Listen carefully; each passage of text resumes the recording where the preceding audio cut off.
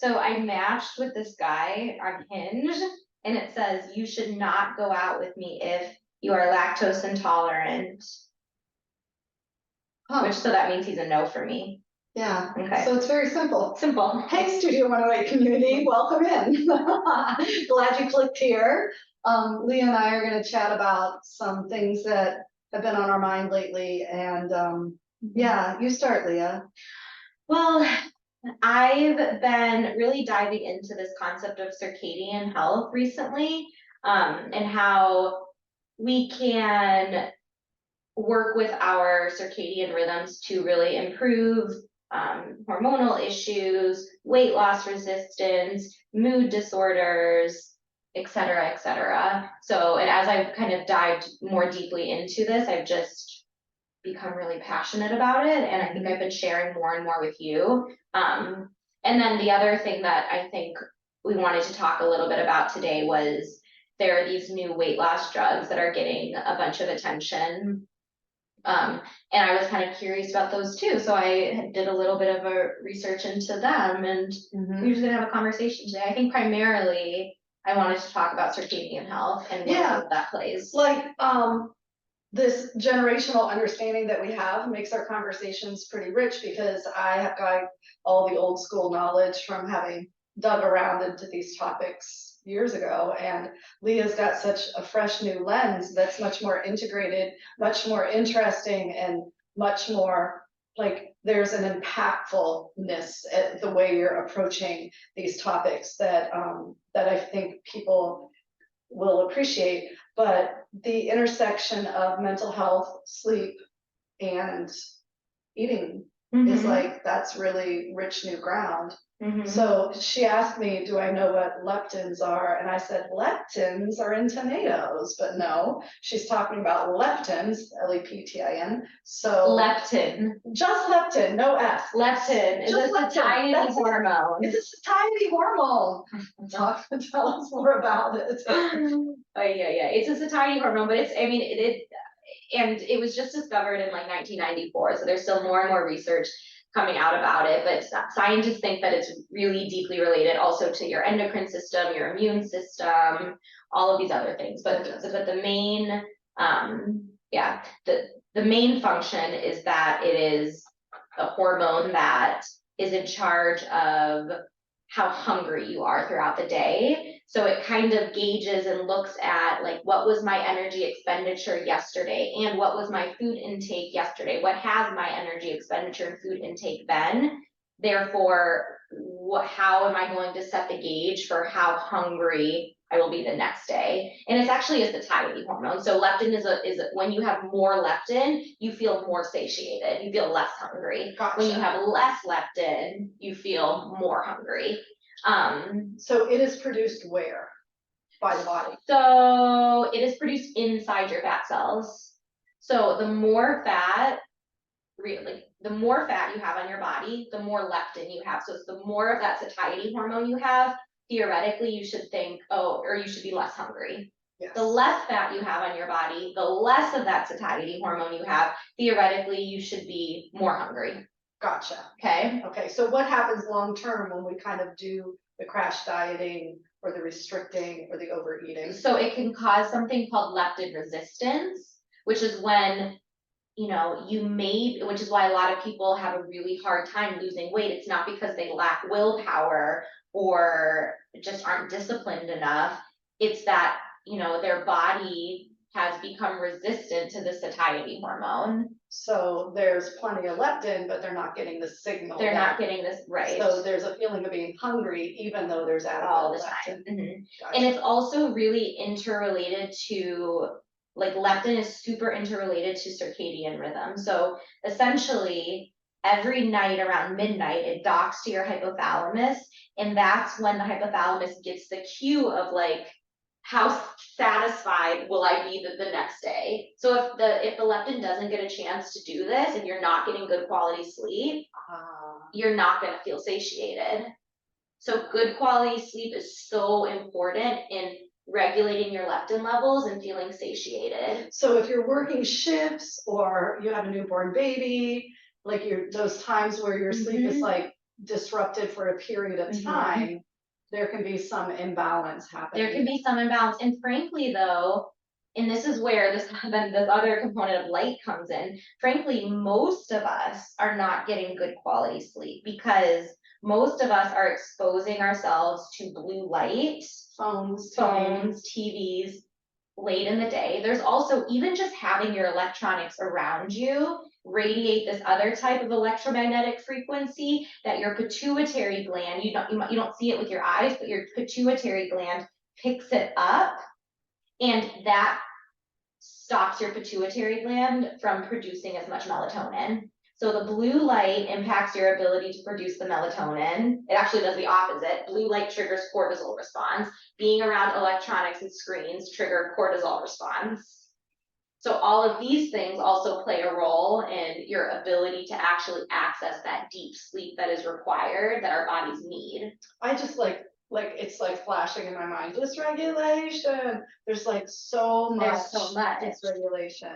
And I think that how I became super passionate about this too is that there's so much, there's so many infertility issues. We've got so many like mood disorders, and people are like, well, it's the food, it's the food, it's the food. And yes, it's the food, but like it's so much more than that, because it's like, also, and this is one of the things that I learned when I was in Costa Rica, and I was kind of diving into these like ideas of permaculture, is that like you look at a plant, right? We feed the plant nutrients, we give it fertilizers, we also give the plant medicines, we have medicines for the plants. Sun, water.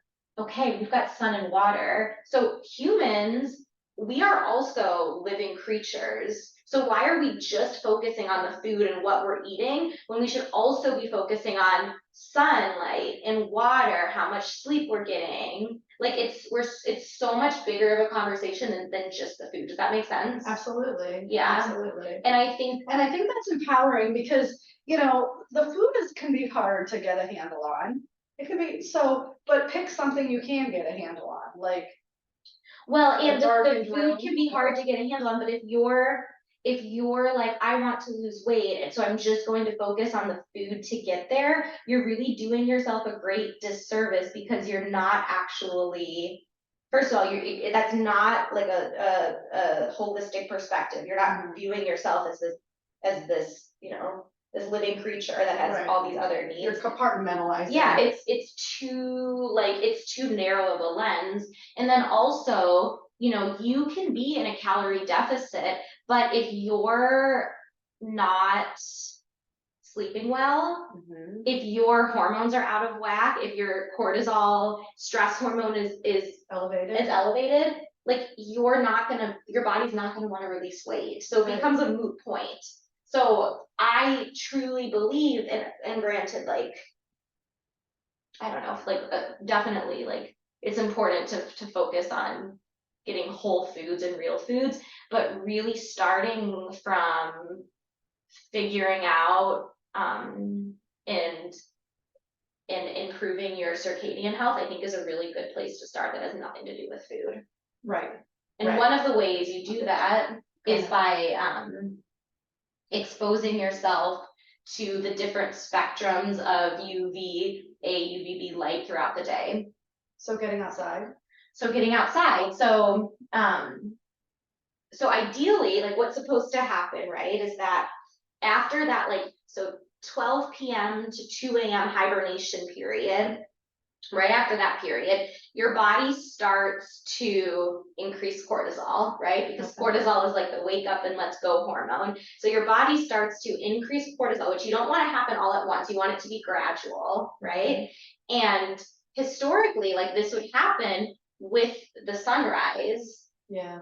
So historically, we would wake up like slightly before the sunrise, because we would kind of start to see like the lights, right? And then we would wake up slightly before the sunrise. So, and I not to a screaming alarm clock, but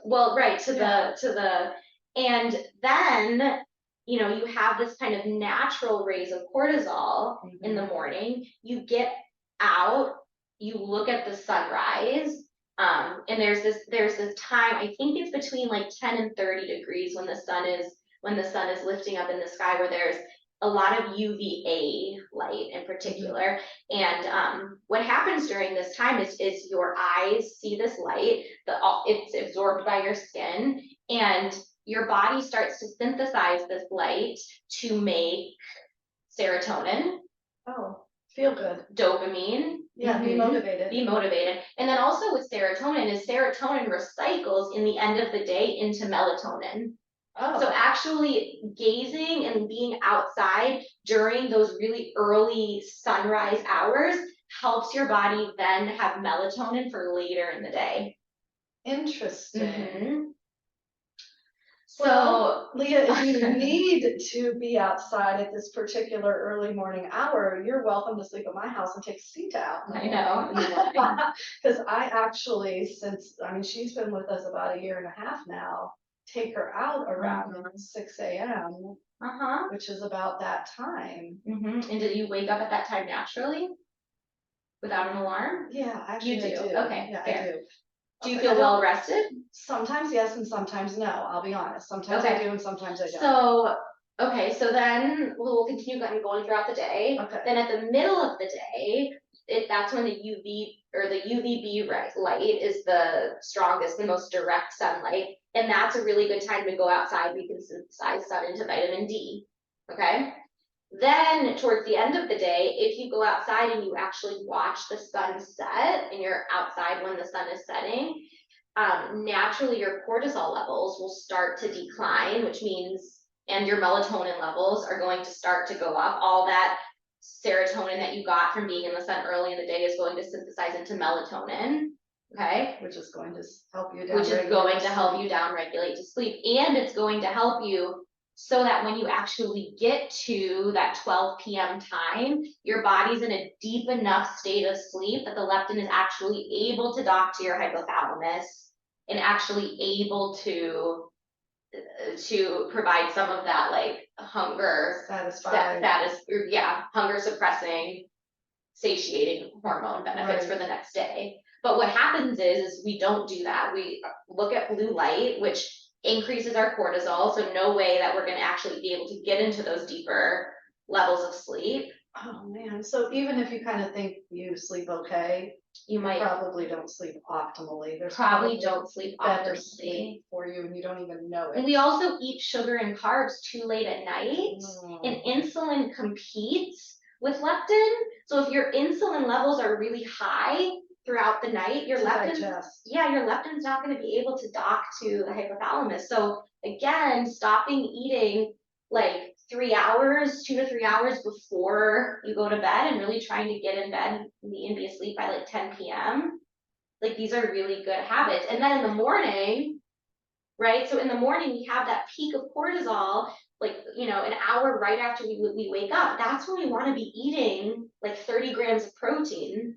That's when we want to be like kind of having our first big meal if we're talking about regulating our hormones. And again, so many people are dealing with fertility issues, with hormonal imbalances, with mood disorders.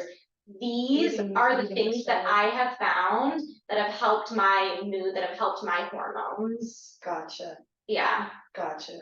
And I'll just say that it's quite significant. It's for me. For you. Yeah, no, it's been a big deal. Which means that it could be quite significant for any of us. And I said it the last time we talked, I don't remember what the topic was, but like women of my generation. And how many really, really actually, now that we think about it, kind of poor habits we have around our diet and like weight. They're not eating all day. They're not eating all day. Well, the whole thing not getting enough protein. That we base our health on the number on the scale. It's so messed up. It's so messed up. I know. And then we have she's for those of you listening on a podcast. I'm like hitting my head. She's hitting her head. It's so messed up. I'm trying to stop her. Right. It's like all the things that make your life meaningful. What I weigh is the least meaningful thing of my life. It's important because I want to feel energized and I want to feel good. Okay, right. So like that's an important aspect. My thing is that it perpetuates, like I don't want to be part of the problem perpetuating unrealistic beauty standards. Yes. And like an emphasis on weight for the next generation. Yes. You know? We can break that pattern. Well, right. And then I've been very recently, right, this weight loss drug, I think Ozempic, and there's a couple others, have been coming out on the market. And it's really interesting to me because once again, so these drugs work on your GLP-1, glucagon-like peptide is another satiety hormone. Okay. And these medications work on that, helping you feel full throughout the day. However, it's like that same like Western conventional medicine perspective of like, we can isolate this one thing and it's somehow not going to have a cascade of other effects throughout your body. And it's like, that's not how these things work. So like, you look at it, so we're taking this drug that's going to be increasing our GLP-1, which is that satiety hormone. GLP-1, by the way, is significantly produced in the gut. So if you want natural GLP-1, having a really healthy gut is a great way to get there. Consuming a lot of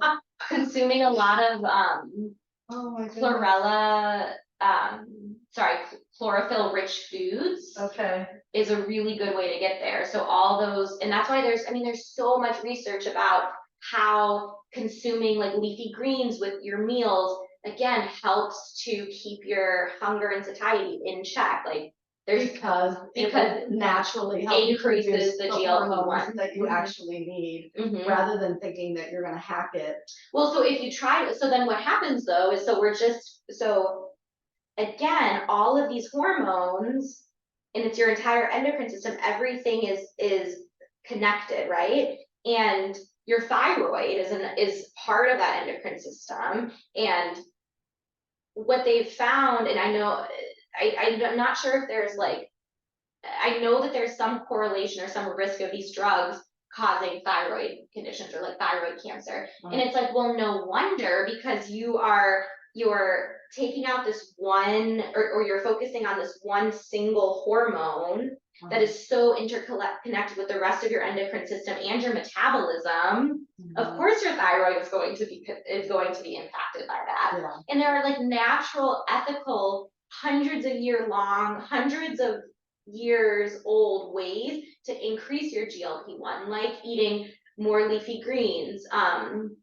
What's the other one that I'm thinking of that I can't think of right now?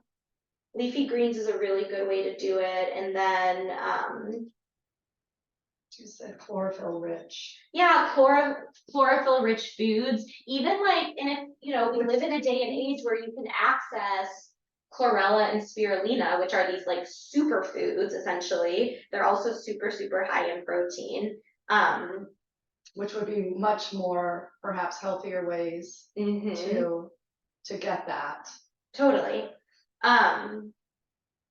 GLP-1 also influences our blood sugar by targeting the area of your brain, the hypothalamus, that controls things like your heart rate and your body temperature. Right. And how else do we regulate our blood sugar? By making sure we're getting enough healthy fats, by making sure that we're getting adequate amounts of protein.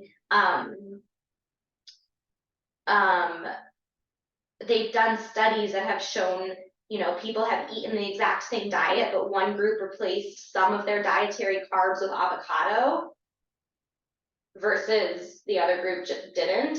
And the group that replaced some of their dietary carbs with avocado had improved blood sugar, reduced the hunger hormone ghrelin, and then led to higher levels of the hormones PYY and GLP-1. Right, so they naturally, just by naturally lifestyle changes to healthier diet, were able to adjust. Increasing like olive oil and making sure it's like actually like the cold pressed, like real olive oil. Right. I know sometimes you'll do MCT oil throughout your day. Like these are other great ways to increase satiety. Oh, interesting. I didn't target that.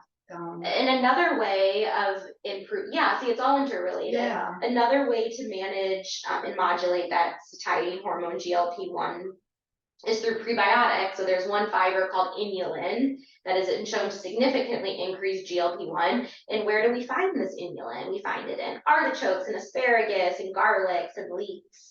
And it's really good for managing blood sugar as well. Good healthy whole foods. Right, right. Yeah. But what it requires is like some willingness to look intelligently at what your daily habits are, and then having an intention and perhaps working with someone to help you target the things that are actually help you kind of shift naturally rather than you know, and knowing it's not a quick fix, like it's Right. not, but and then getting behind the emotional and psychological reasons why weight loss, why we perceive weight loss as 100%. something that needs to be quickly fixed. Right. You know, like anyways, but that's a whole other thing.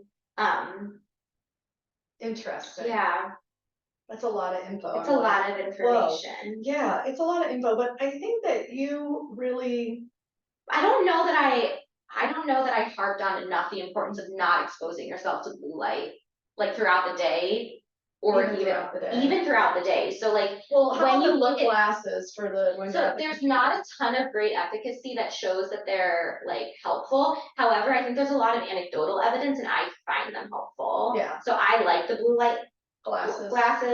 But if you think about every time you look at your phone, the blue light on your phone is 5,700 kelvins. That's the same amount of intensity you're going to be getting in the middle of the day in the June sun. Okay, so if you're exposing yourself to this type of blue light throughout the day, especially at night, you're not going to be producing your melatonin. You're going to actually be continuing to produce the same amount of cortisol your body wants to produce in the middle of the day in June.